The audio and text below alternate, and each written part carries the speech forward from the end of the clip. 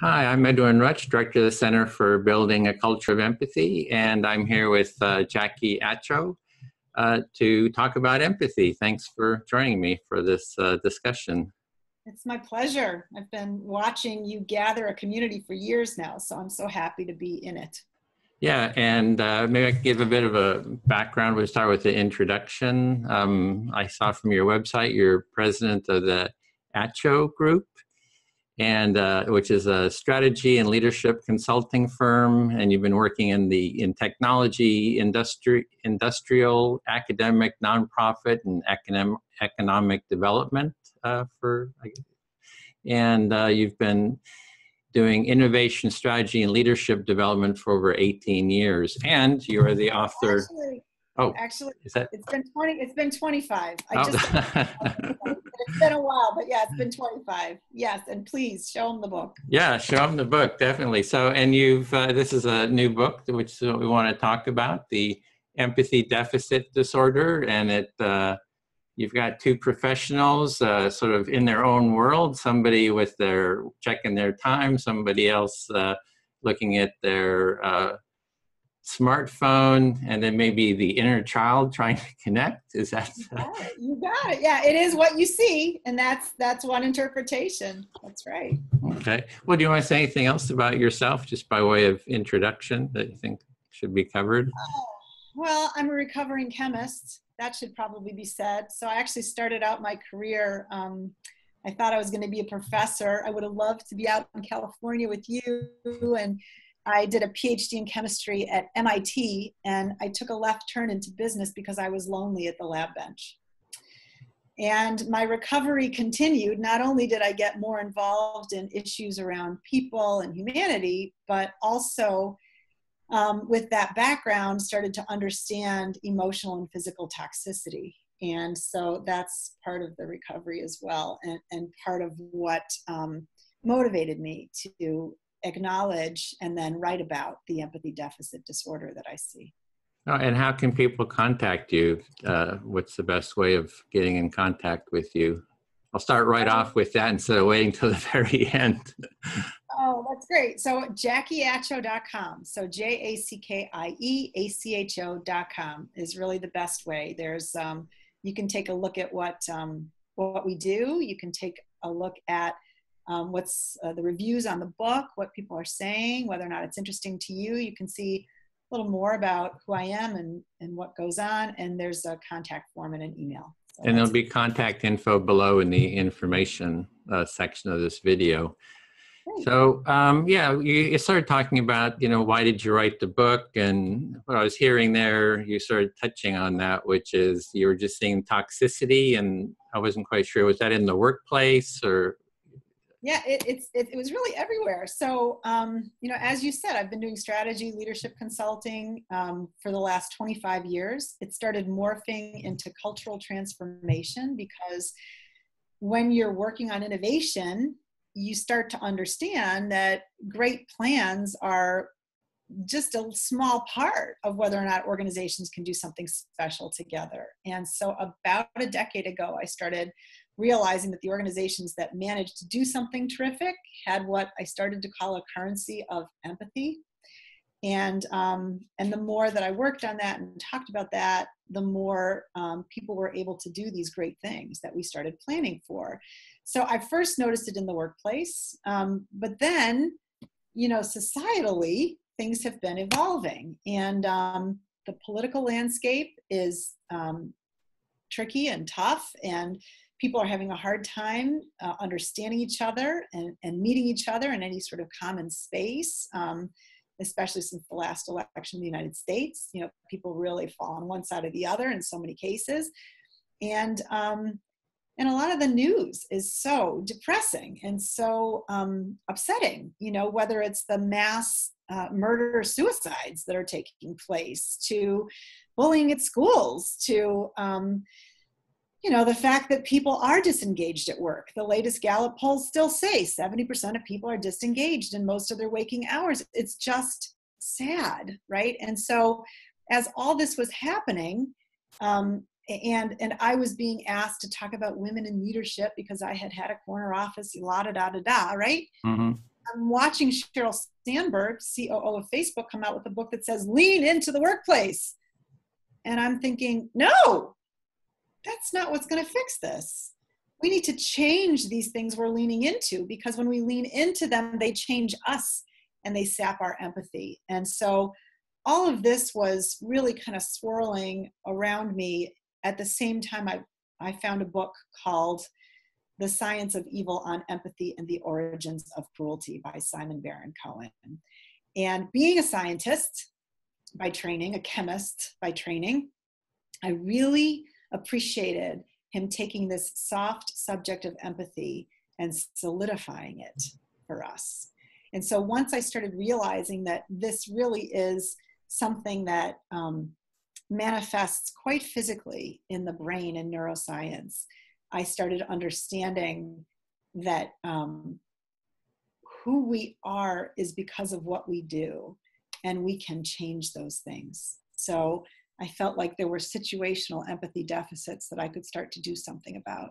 Okay, so what I'm kind of getting there is maybe just kind of reflect what I'm hearing is that, so in the workplace, you're seeing the toxicity, but also the disconnect within the larger society as well. You just mentioned a lot of different situations. And it sounds like it was reading that book that was sort of the catalyst that got you to start thinking of the term empathy, or, putting like words to it. That was It is. kind of the first. Yes. Yeah, okay. And then the other piece that's really important is I had children, and it's now known that parenting is the second biggest chance for growing your empathy in sort of usual walk of life, right? The first is in your own early childhood with your parents helping, create that, those circuits inside of your brain by giving you what you need, caring for you. And the second chance you have to really develop this, a lot of people have, if they choose to have children, is when you're parenting. So I had these kids, and the Hannah Perkins Center for Child Development literally moved in across the street from my house. And bleary-eyed, my husband and I walked in, and we just started learning about early childhood development and really practicing empathic listening with our children, which we learned from that center. And so that was happening too. So even as I was cognitively starting to understand empathy, I was, from an affective or sort of body feeling, getting that education from my small children. They're now teenagers, but a lot of the ideas were born with them as well. So at that center, they were actually teaching active listening or empathic listening. Is that? They were modeling it. Okay. So parents would walk alongside teachers in the toddler program, and then also in the preschool during the separation process, which was not short. You had to make a commitment to it. This takes time. And luckily by then I had created flexibility in my work that I could allocate time to doing this. And they would show us how to really extrovert empathic thinking, first for the self and then for the children, and empathic listening, how to really actively and simply listen to these kids so that you could be in the moment. It was very yogic in a way.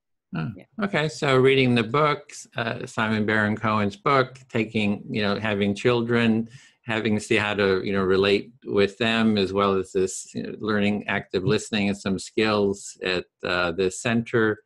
You became an empathy convert. And it was it's like, hey, we really need more empathy in the world. And that's it. Yeah. I just started to see empathy as a fundamental solution to all these problems that I used to think were disconnected, and they're not disconnected. And so when you focus on building this foundation of empathy, a lot of issues get resolved. So it's powerful. I sort of see the power of it. Yeah, I have the same sense. It kind of creates a clarity and something that's clearly actionable and doable, and kind of puts a lot of things into perspective for me. So I can really. How did you come to it? Let's see, I was in tech field. I was working in Silicon Valley, had, worked in technology, but I had, in my earlier years, I'd spent 10 years traveling around the world, sort of as a seeker, after high school, traveling, working my way around the world. So I had sort of that seeker, quality, but went into technology, but just still had a sort of a hankering, yearning for that, this deeper seeking of the truth and meaning of life. And then having worked in the technology field, I started making some documentaries about different human values and came across the value of empathy. I was interviewing people and they talk about empathy and care and they'd tear up and it was like really, they'd be so moved, by these deeper values and telling their stories. Was that in this country or another country? That was here. I was here in Silicon Valley at that time. So, cool. Bay Area, and I thought, this is really important. This empathy, and then as I got more into it, I just became more and more convinced about the importance of empathy. And around that time, a little bit later, Barack Obama started running for office, and he started talking about an empathy deficit. And I thought, oh, great, I'll work on this topic for a while. And the more I got into it, I thought, oh, this is going to be a lifelong endeavor. So I've been, interviewing people, just exploring, how do we create this culture of empathy? So I'm an enthusiast, just like you. And in your book, your first paragraph, I made a note here of it. I thought it was really shows your what you feel about empathy. You say, empathy is the greatest of all human powers. It is the glue of humanity. It is how humans connect with each other to create something bigger and better that any one person can do alone. Empathy is responsible for our biological existence as well as our ability to make our way in the world. Without it, we could not flourish, we could not survive, and we could not evolve. We could not exist. So that's pretty strong endorsement of empathy on your part. That's right. There were some spiritual underpinnings too to how I came to view empathy through. I did yoga teacher training and learned a lot there, right, about really self-care, right? And empathy is selfish first, from that place where you have this abundance you can give to others, but then also through the Episcopal Church, and I don't really care which religion, I could probably be any of them, but I happened to do a study in the Episcopal Church, which was called Education for Ministry. It was a 4-year program of spiritual quest, and just extracurricularly, on a Wednesday morning, we got together and studied sacred texts and from a variety of religions, actually, and sort of held the newspaper in this hand and the sacred text in the other and said, well, what do we do about the news given these things that people have believed for millennia? And there were 12 of us. And as we sat around the table and discussed these issues and came up with solutions, we always walked out with something much bigger than any one of us could have come up with. And that was one of the first places where I really saw that if you have this relational currency in a group of people, you can do something so much bigger than you do on your own. And of course, it was the thing that, corporations want in order to innovate, or, entrepreneurial companies or whatever, right? But it's that relational currency that is the juice, and I believe that it's empathy is the relation. Yeah, so it's that empathy between each other that fosters that connection and that collaboration, and so just seeing the importance of that and how it's greater than the sum of the whole in the. Yeah.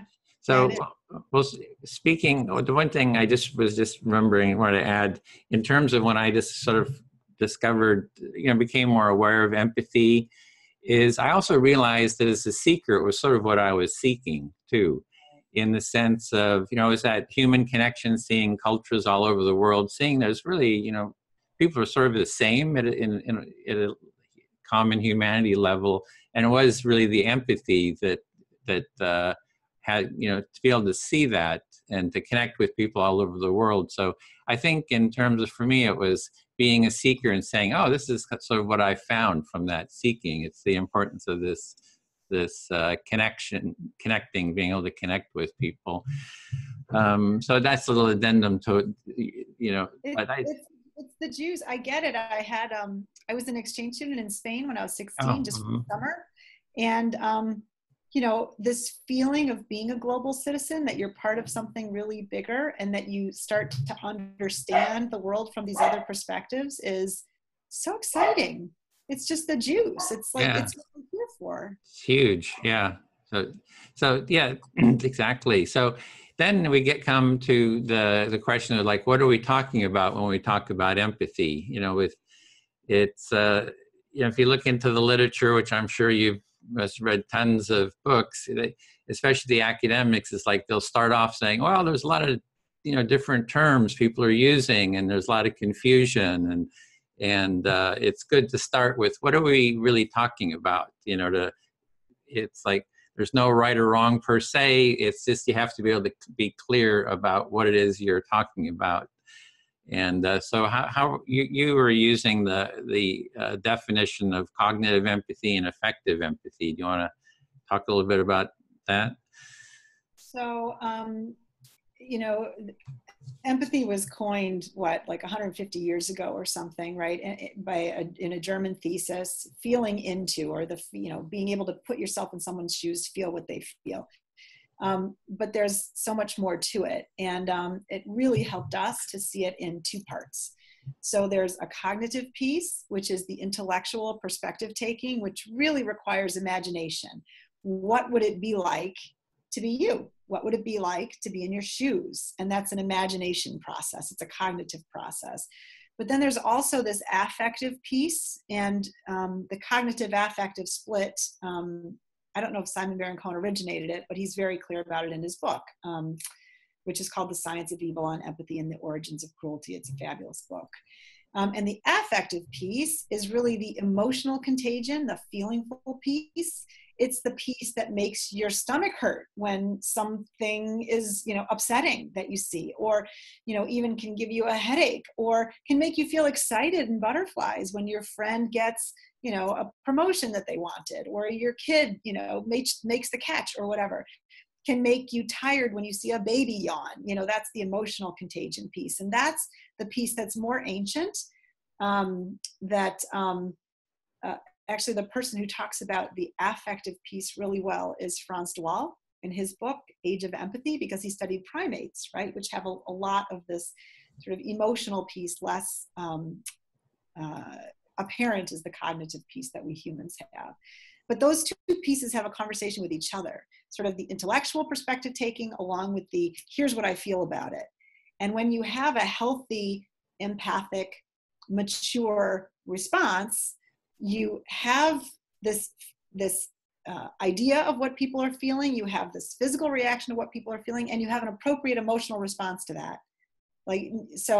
And that's the other piece that I think people get mixed up on, right? Like having mature empathy doesn't mean that if somebody else is depressed, you go down in the dumps with them. You're not going to be able to help them if you go and live in that place and only that place.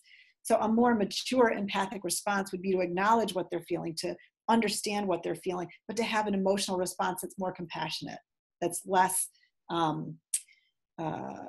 selfish, really, that's more kind of oriented toward, if you can, helping them or celebrating with them. Empathy doesn't all have to be about negative things. Well, the definition I build on is the work of Carl Rogers. I don't know if you've looked into his work, but he, in the 50s, 60s, 70s, he did a lot of writing about empathy in the therapeutic world. As a therapist, he would listen to people and in a non-directive way, just to be empathically present with them and hear them and sort of accompany them on their journey. It's like, it's not his journey, it's that person's journey. If they're coming in with, anger, fear, anxiety, depression, it's like, okay, I'm going to be here with you. I'm going to follow you on your journey through your own felt experience. And it's that process of being with someone is a very healing, just that you're not alone, you're feeling connected. And he gives a lot of reasons for the effectiveness of that. So what would you call that aspect of empathy, of just sort of following someone in their own experience? Are you considering that affective empathy or cognitive empathy? Or I think it's both. Okay. I think it's actually both. And I think that that's part of a mature empathic response, right? But that when you walk with that person, but then when you separate, you realize that your life is not that person's life, right? Or there may be something that you can do to help, but you don't have to just hurt all the time, right? So I know that there are people out there, like Paul Bloom is a good example, right? We talk about him in the book. He wrote a book called Advanced Empathy, because people have quote unquote empathy fatigue. You know, they have the fatigue of the world is so heavy. My patients are so sick. My clients are so ill, you know, and I can't carry all that. I can't absorb all that. I can't always walk with that. But the walking with doesn't mean that you fuse with that person. You become, their problems become your problems. So therein is the kind of, I think, difference I would say. Well, those are the important differentiations, because these are very subtle kind of experiences but they have a big effect. They really have big ramifications. And there's a lot of subtlety to, empathy. And so, for example, you mentioned Paul Bloom, who I've invited for 5 years to an interview. He will not talk on camera. So it's very interesting. So if you're out there, Paul, come talk to me. So what his definition, for example, of empathy is if you're listening to someone and they're feeling very angry, is that, then you become angry, right? Yeah, exactly. And that's actually, in terms, that's like taking on or identification of the other person, fusing, or, there could be a lot of different motivations for why that person becomes angry themselves. But it's actually that taking on like that, I see, as actually a block to empathy. You're no longer following the other person on their journey. It's like, I'm going to go off on my own journey of being angry. This is my own trip or my own journey. So it's no longer empathic. So I actually agree with sort of the problems he's talking about, but I do too, but I don't call them empathy. Exactly.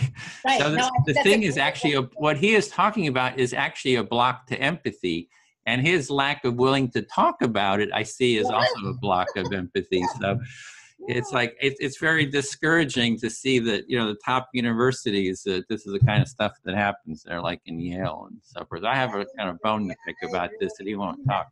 He's not the only one. There are plenty of other people who take him on. Like in the book, we do talk about the different definitions and the way people see empathy. And Simon Baron-Cohen and Jamil Jackson, I think. Exactly. Yeah. Take him on among other people. We're not the only ones who see the issue. So those those subtle differences is really important, because it makes a huge difference in the in what's actually happening, and kind of having those differentiations is important. So, and then there's the other part of sort of mutual empathy, which is sort of relational empathy, is that we're both being empathic with each other. I'm listening to you, trying to listen to you, you're listening, you ask me about myself. So there's sort of an exchange of, I'll go down my path the way, then we'll go down your path, and there's sort of this shared sort of, empathic relationship aspect too, I think. Well, and that's the thing that, really does feel beautiful, because it's a co-creative process. And so when people are really open to, when they are empathically open, then you can have this co-creative process. And, I feel like that's what we're here for. That's what we're here for. So that's the juice that, gives us joy as human beings.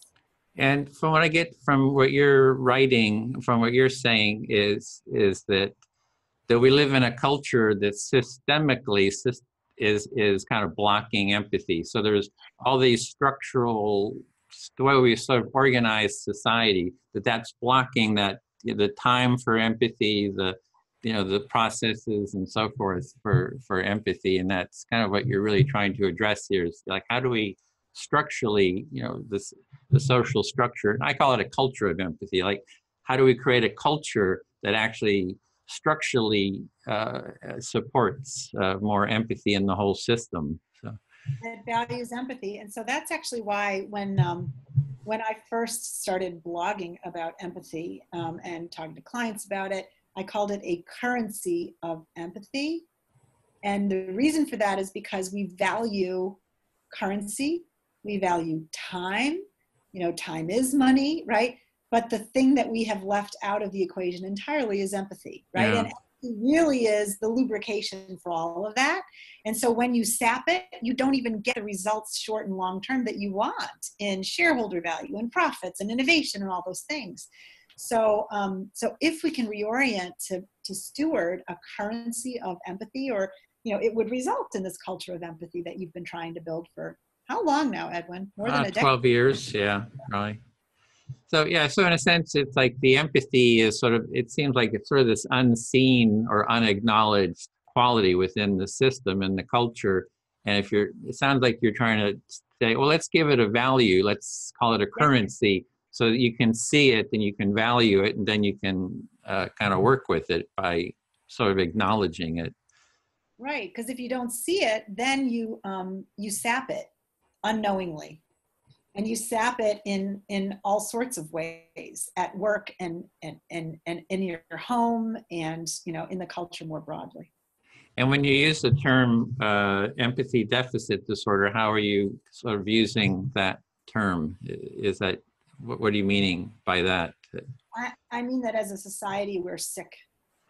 So we're not actually trying to point at any individual and say, you have an empathy deficit disorder, you're a, classical psychopath. I worry less about that than I do about the situational psychopathy that all of us exhibit, all of us in various situations, because of the way the culture saps our empathy, focuses on competition, doesn't focus on co-creation, and so on. So it's, and it's a play obviously on, attention deficit disorder, and so on, and even erectile dysfunction, ED, right? Because it's a dysfunction that we as a human body have right now. Okay, so that's sort of the empathy deficit disorder, sort of naming sort of the lack of empathy. Barack Obama named it. He made a big point of it as well in his campaign.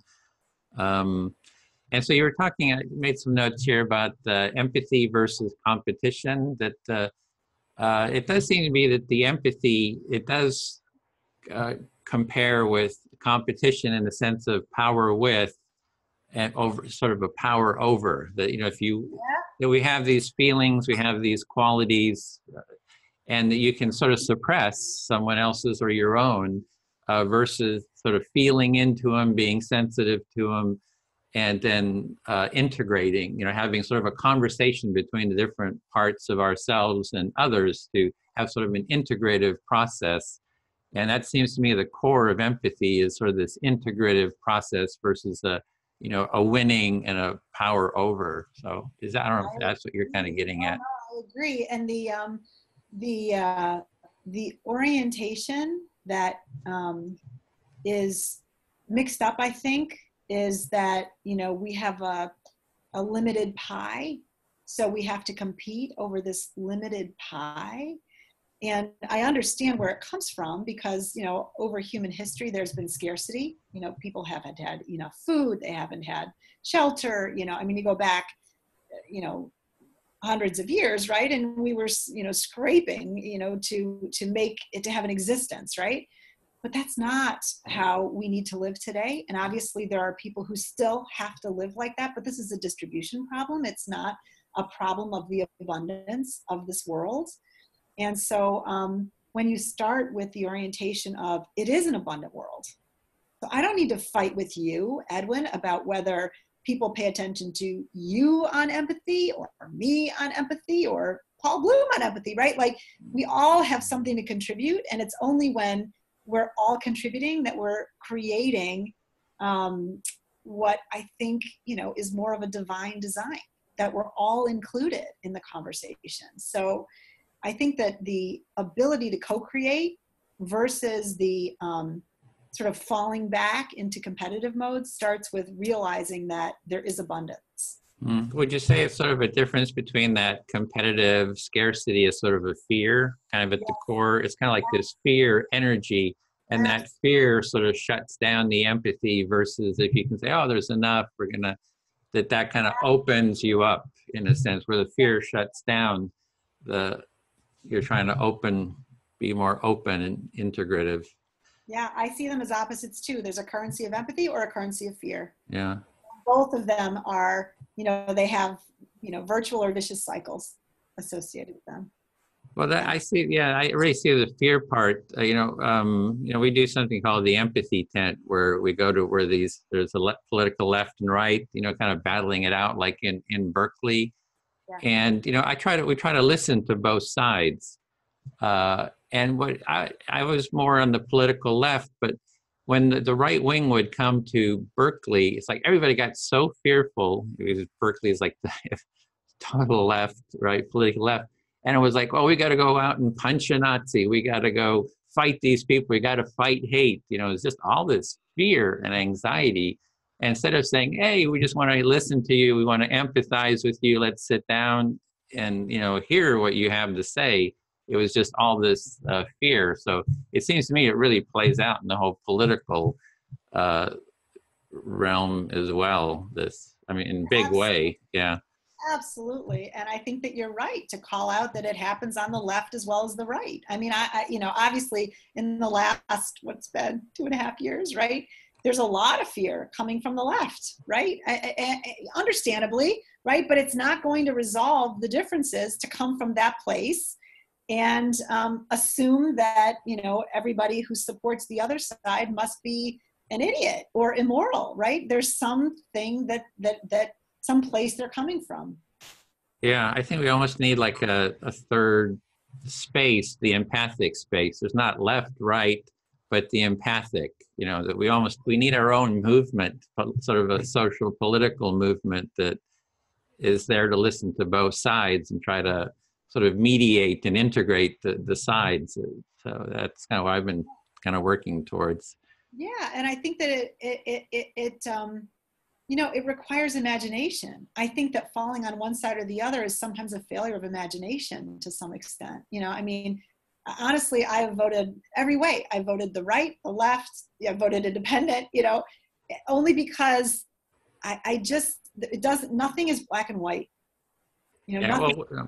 Well, when you mention imagination, that brings me back to the cognitive empathy. And you had a line there, so it's being able to imagine. I actually think instead of cognitive empathy as a term, imaginative empathy is sort of more accurate. And it's sort of more creative too, right? It's like cognitive feels very mental, whereas imaginative empathy is, oh, I can take on a role of being somebody else, like as an actor, or just, kind of think, and I've seen that in mediation. I don't know if you've ever done mediation where somebody takes on the role of someone else that can't be there. And it's amazing how accurate it can be. So anyway, that's my plug for changing some of these terms to be a little bit more sexy, which you talk about. I like it.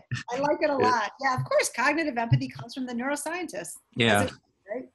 So, I think that there's at least the terms of cognitive and affective empathy move people who wouldn't believe in wouldn't believe in soft things. It moves them into a space where they can at least hear. Yeah. I just did an interview yesterday with someone in business, and he was saying the same thing. You got to talk their language, kind of. So maybe that's what you're saying. But I like imaginative empathy, and it reminds me of a book another friend and collaborator of mine just published, and you may want to check him out. I'll send you, I'll connect you when we're done. It's called Simple Listening. It's basically about empathic listening, and he talks a lot about exercising imagination while listening, because that's, it's when you tell people imaginative empathy, it helps if you can give them paint by numbers. Mm-hmm. Like, this is what you do. Like, and you can even fake it until you make it. You know, you can even try these steps and see if it gets you somewhere. Well, I just did an interview. Yeah, I just did an interview with God and Satan. So I ran into some Satanists at in San Francisco at the Women's March. Said, "Oh, would you know, there's been this conflict between God and Satan. Would you be willing to take on the role of Satan?" They said, "Sure." And I got someone who was God, and so we just had an empathy circle, getting to the core of this, you know, good versus evil. So that's something I would call imaginative empathy, is that role taking, right? Taking on the role of God, taking on the role of Satan, and then having an empathic dialogue, you know, with the other side, you know, from that point of view. So that would be sort of an example. Yeah. So I'd like to do more. If you'd like to be God or Satan, you know, you're welcome to. I don't know if I want to be God or Satan. What did you learn? What did you learn? There was one of the God was sort of a liberal God, so he was very conciliatory, and at the end, you know, they actually said, well, let's create a new story together. Let's create a new myth. They wanted to redesign the story, and I thought, oh, that was pretty positive. So it was, you know, what do we do? Which is kind of what I don't know how you are with time. We started a little later. Do you have a bit more time, or you? I'm good. Okay. I'm good. That's fascinating. Yeah. So it's like, I think the origin myths are absolutely part of our problem. They set up the dichotomy. They set up the competition. And I actually don't believe in evil. I don't believe in evil. I believe in absence of empathy, which was another reason I loved Simon Baron-Cohen's book. Yeah. You know, as a scientist, I know that there's no such thing as cold. There's only absence of heat, energy. Heat is the thing that moves. This is just, you know, this is true. I know there's no such thing as dark. There's only absence of photons, of light energy. Mm-hmm. And I don't believe that there's any such thing as an evil force. I believe that there's absence of empathy. Yeah, that was a very helpful book, Science of Evil, you know, taking it out of good and bad, good and evil, putting it into an empathic framework. So, which is then, so how do we raise the level of empathy, you know, personally, you know, in our relationships? We could talk about that a little bit. Like, what are you seeing is the way to increase that level of empathy in our lives and society? Well, I think you hit on a really important point when you were talking about fear. And I think that part of what gets resolved if you can start to see that there's no such thing as evil, there's just absence of empathy, is that deep down inside, we are all built for this, right? We are all built for this. So there's that kernel, you know, it's just like in yoga, namaste, the light in me sees the light in you. There's that kernel that you can connect to with each and every person. And it may be blocked, you know, as it is. And sometimes it's blocked pathologically. And that gets very difficult. And people need years of deep therapy in order to be accessible to, you know, to us or anybody else. But it's still deep down in there. And you can be, you know, a person who helps search for that, bring that out, bring it out in individual conversation, bring it out in group conversation, and have an orientation that not only are you meant to walk with people in this way and create this currency of empathy, but that co-creating is so much more fun than whatever you might do on your own. And if you start with that orientation, then a lot of these other things fall into place. Now, a certain amount of blocked empathy for a variety of reasons. And I think we have to kind of go back and rectify those issues. And that's part of why, you know, part of why I wrote the book, you know, to get to more people than I could one-on-one, right? And say, listen, there's a systematic issue here. So issue number one is, you know, maybe you got enough from your parents when you were an itty bitty baby and you were communicating without words and they understood you. And when you cried, they picked you up and gave you what you needed, or maybe not, right? And if not, well, okay. So then you've got a block you're going to have to work on. There are ways of growing empathy no matter what. You know, we're all capable of learning and growing until we die. That's just how it is, right? And we have neuroplasticity that allows us to even change how neuroscientists would measure our empathy in our brain using, functional magnetic resonance imagery, for example. So we know that we can change this. So number one is, let's give children what they need. They don't need us to teach them empathy. They need us to show it to them and role model it and be there with them. Because if we can do that, that's how they start and get there. Simon Baron-Cohen calls it an internal pot of gold of healthy empathy. So that's step one, right? Okay, now, as you grow up, you have all these other chances to either grow or thwart empathy. And unfortunately, the way that school competes kids, there's another injury that happens, right? And it sort of gets in the way of this conversation between your cognitive empathy and your affective empathy. You talk yourself into things, for the sake of being first, being best, getting into the school, whatever, that your conscience would tell you, yeah, not such a good idea. And sometimes even your body tells you that, but you're like, oh, shut up. This is the way it's done. This is the way society. So I'm going to keep going. And you create scar tissue. So we need to stop letting these societal norms that are empathy sapping get in the way of the conversation that we are having internally as healthy human beings with our cognitive and affective empathy. Well, what I'm hearing there, just if I can reflect here, is that it's almost like an awareness that is you're seeing the way to foster more empathic society is to have sort of an awareness and kind of, and it sounds like your awareness came from reading, some books, some experiences as well, and that if people have that shift in awareness, that then we can start building towards this. But do you think I just don't see that awareness just by doing books and people talking about it, maybe over a longer period of time? It seems like it's very slow. It's like it's hard to really make that shift. It seems like there's something more, I don't know, assertive or something active, it seems to me, is needed. So yeah. So I was talking about children. I think one of the big shifts we have to make is actually shifting to where we value caring for children, because I think that would shift a lot. It would shift all the children. It would shift all the parents. And there's, it is most important in the first 3 years for children. So anybody who becomes a new parent and any child 0 to 3, but it goes on for a lifetime. That relationship can develop and be, reconciled if necessary. So I think recalibrating, this is part of why I hated Sheryl Sandberg's Lean In. She was basically saying, don't lean out just because you're going to have children. That's the time to press heavy into it. And let me tell you, people who walk away from their kids to climb a corporate ladder, they're not going to grow you any more than they would have grown, any more than they're doing for their children. So it doesn't work for corporations either.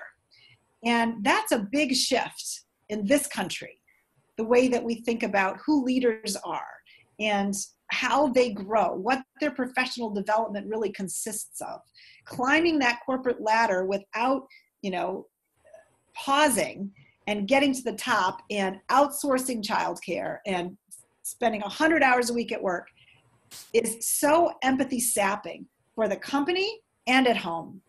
And I think that that's part of what has caused our empathy deficit disorder in the last, I would go back 50 years since the beginning of the second wave of the feminist revolution. And I think that I am a feminist. I believe that women should have every opportunity. I believe that men need to focus as much as we do on caring. And I think that we need to understand that if professional development does not include hands-on caring, that we are missing a huge chunk of what it really means to be the leader, what it really means to help people grow. Okay, I'm sort of getting the picture that you see sort of maybe a dialogue, a social dialogue happening around these issues. And it's like, here's your part of the dialogue and sort of addressing, other visions of how society should be. And it's sort of maybe through this dialogue and kind of making the case for empathy as the way to sort of move forward. Is that? Well, it's a part I can contribute because I leaned in big time. I was in a corner office. I was flying around the world. I was like, a partner in an international McKinsey company, international consulting firm, and, but when I had my kids, I didn't feel like I was flying high. I felt like I was on my knees, and I was in the closet with them begging, don't go to work so much. And I was like, what are you talking about? This is what I do. Come on, I love you, but I gotta go, and but it would have sapped their empathy, and it would have sapped my empathy if I hadn't stopped and let my conscience hear them. And that's why I mentioned the Early Childhood Development Center at the beginning of the conversation, because I think it was that being there that helped me hear these kids. And then they gave me my Harvard MBA. They gave me the kind of development that I really needed to do the work that was so much more meaningful and impactful than what I had been doing to that point. And what I had been doing to that point was super valuable. People paid a lot of money for it. So that you had to hear their emotional needs. They're saying, hey, we have emotional needs. We have these needs too. And you had to hear them and just didn't want to just. I had to sit with that in a co-creative relationship and turn on my empathy muscles, give them a workout, right? Because they had atrophied. I had been a scientist at MIT. I had been in business consulting. I had been a partner at McKinsey. None of these things are, they're very intellectual pursuits. They're not heart pursuits. And so I had to balance out the way that I was relating to people. And my children showed me the way. They were the window into remembering, really, because luckily I did get what I needed when I was a kid. So I got to remember, and then I felt like, okay, this is what's really valuable. And it translates into the workplace in a way that we have undervalued. My entire career certainly wasn't what people talked about when I was coming up, right? So this whole issue of women in leadership was something I had been asked to speak about many times. And I just started speaking the truth because we haven't made the kind of progress that we thought we should have made. And this is why. It's not really an issue of women and gender anymore. It's an issue of children and caring. And if we can orient ourselves as a society around that value and how important that is to work, then generations would start shifting, right? Generations would start shifting in their empathic capacity. So it sounds like you're very driven with your work. Your children said, hey, what about us? And then you had to stop and really hear them and really reconnect with your empathic, integrative part of you, and now really wanting to spread that message to the larger society. Well, and I was lucky because at that point, a lot of women, and this is why we haven't made more progress, they do have a pretty healthy empathy circuit, right? And so when they're having the conversation with their conscience about, well, society tells me I can outsource the kids and they'll be fine, and I need to go to work because, I need to climb this ladder and I've gotten this far and I can't, not make good on my education, all this stuff. They either face the choice of creating an injury to their conscience by ignoring that conversation and creating scar tissue so they don't hear, right? And they'll pay for it later, it'll be painful. Or they say, well, society doesn't let me do both, so I can't create this injury in my conscience. I got to get out of here. Or I have to take a more flexible role. I have to back up. I have to go on another track in my company. So I'll never be in leadership. So we don't have women CEOs the way we thought we would. We don't have women on boards the way we thought we would. We don't have women otherwise in the C-suite the way we thought we would. And it's because the women have this healthy conversation. And when they first have the children, they're right there. The affective empathy kicks in because you're just body to body. You're holding, you're nursing, at least well, in this country, of course, people don't get maternity leave. That's another thing that would change everything. Parental leave that includes mothers and fathers would change everything. But when you're body to body, you can't ignore it. And so at that point, some women just say, okay, I'm out. I'm not going to play that game. I'll still work because I have to, but I'm not going to play that game anymore. And I felt like I was lucky because at least at this time and place in history, with the kind of work that I was doing, it could be done flexibly, and it could be done, I didn't have to be in an office all the time to do meaningful work with clients. I was really lucky to be able to integrate my life. A lot of people can't. And so that's why I started seeing the benefit of the empathy at home, the empathy at work, the empathy at home, the empathy at work, because it was a conversation that was across all those boundaries. So really spread it in all these different domains, then the empathy. Yeah, because I've seen, if we see that the business is very competitive, it's cutthroat, power over sort of a mindset. And then when women come into it, they can just take on those value systems, right? That's what they do. And then instead of saying, hey, we need to redesign the premises, which I think is what you're saying, is like, let's redesign the premises to make it more empathic and holistic. So actually, when women come in, that they would bring in a more of an empathic, transformative approach versus just taking on the existing, power, whatever dynamics, competitive power dynamics. Yeah, I mean, I feel like a lot of my, leadership training was basically training me to be what we thought a man should be in leadership. Yeah. And I could play that game. I could play that game, but it wasn't really bringing what was needed. And that game also, it's been played out, right? So when we look at statistics around innovation, around employee engagement, we see a lot of pain in the workplace, and we don't see organic innovation happening. When companies want to innovate, they go and grab some little company and then they kill it. That's what's going on. So, and the reason, we don't have any of that is because when you focus just short term on competitive, making everyone compete for their slot, and it just becomes a shrinking pie. It doesn't become an innovative growing pie that's built not on fear, but on this sort of empathic co-creation. Yeah, so the payoff of a more empathic work environment would be the creativity and the innovation that comes out of it. So there is a payoff, and there is a positive effect besides all the positive emotional, relational effects. Well, I have noticed something like in films, like in the Hollywood, it's like the action films. Like the action films is usually power, revenge, beating up people.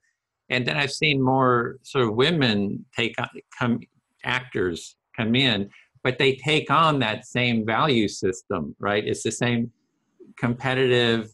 And I thought, oh, that's interesting. So women are sort of just conforming to this, beat them up kind of culture. So, and I've been really wondering, what's going to happen? Are women just going to, make that shift into and just adopt the existing culture, or is there going to be some kind of a shift? Do you know what I mean? Have you seen? I absolutely know what you mean. No, I think that, so far we haven't had a better answer than women beating men at their own game. Yeah. Whether it's in an action movie or a corporation or anywhere, politics, right? But that's not really where the light is, where we're going to go, oh, that could be the future. That's something different. And what women and men, there are men who have a lot more empathy than women that I've met, right? And whether they've gotten it through their travels or through their hands-on parenting or through, walking through a tragedy or caring for an adult, an aging parent. There are lots of different ways to grow your empathy when you know that that's the value that you're going to be optimizing.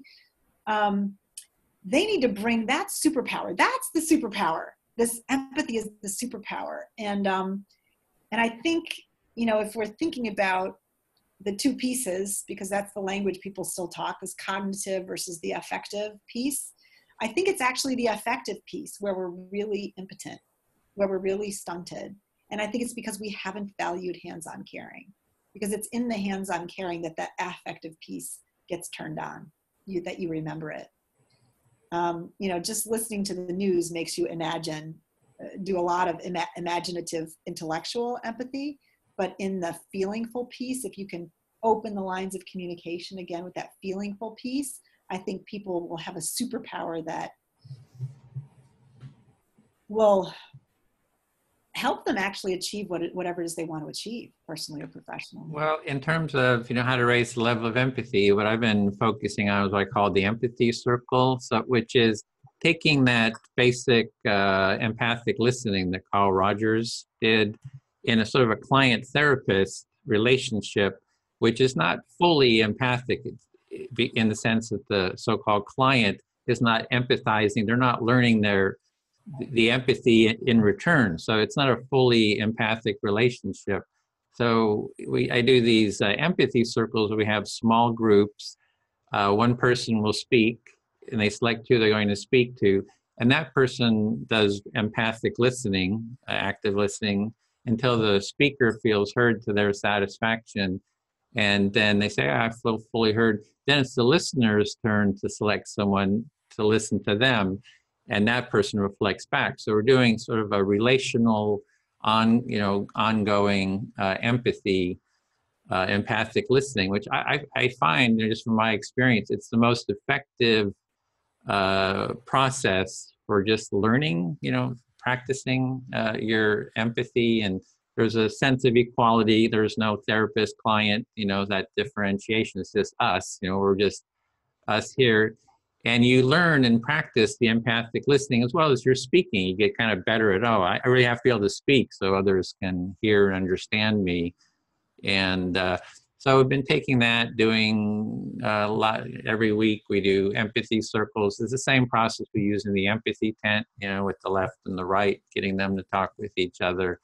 And this weekend, doing one on an empathy circle on empathy, masculinity and empathy.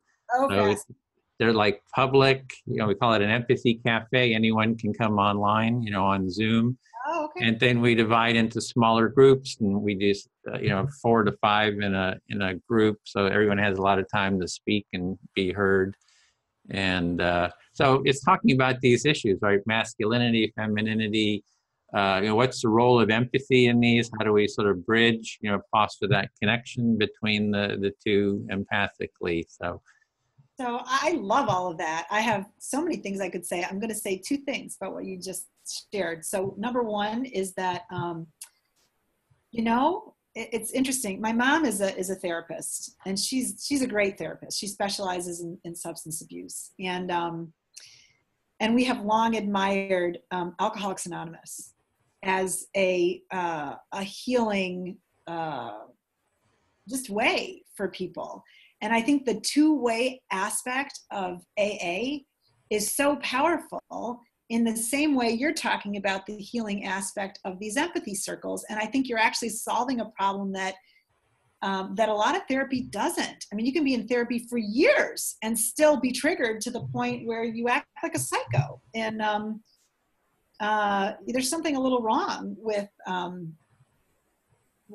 that happening, but it does, right? So I think just feed narcissism in a sense. It could, because you're not learning the other side of the coin. You're just being heard. Yeah. And you start feeling like every relationship is a therapeutic relationship, and it's it sets things up in a skewed way rather than a co-creative, empathic way. So that I love these circles, and I will look for them. Yeah, you're welcome to take part as well. As I was thinking, maybe we can have some empathy circles with other authors that have done empathy books. I just interviewed Minter Dial. He just wrote a book on artificial empathy, and I thought, maybe you would like to, with a couple other authors, we could take some aspect of empathy and do an empathy circle around that. I would love that. And that I just mentioned that my collaborator who wrote the book Simple Listening, his name is Jack Rasciuto, and we just did a program together. And it's just so much fun to do improv, and not give a speech, because again, like, it's in this co-creative process that we come to some truth that's so much bigger, right, than whatever I might have imagined, right? So the second thing I want to say is about masculinity. And one of the chapters in the book is called When Only Women Care, Men Die. And it's, an extreme way of stating it, but part of the issue of not valuing hands-on caring is that it's been women's work forever. And so women have, we usually think of women as more empathic. It's not necessarily the case, but it's often the case. But it's because we've built our muscles through the years by doing this hands-on work, more of us than men. And it affects our little boys. It affects our little boys. And this was an area that my co-author was very passionate about, and it's included in some detail in the book, really gender theory around why little boys suffer and end up more impotent in their empathic responses than girls as they're growing up and as they become adults. Because the results are clear, right? I mean, most men who do killing, most people who do killing, they're men, right? Most of the violence in the world, it comes back to men. Why? Is it in their nature? Is it in the Y chromosome? It's not. Men are as wired for empathy as women are, but we haven't given them the chance. We don't give them the chance to model it from a father figure who's engaged from the very beginning. So little boys, they see their mother, she's a different gender. They feel like they can get, part of the way there, but not maybe all of the way there. And when you see little boys of engaged fathers, it's very different. It's very different. And, there have been some studies on this. I'd love to see there be more, because that changes a lot. And that's part of why we need men to be home doing this hands-on caring. Well, in my family is conservative. They are, many of them are Trump supporters, and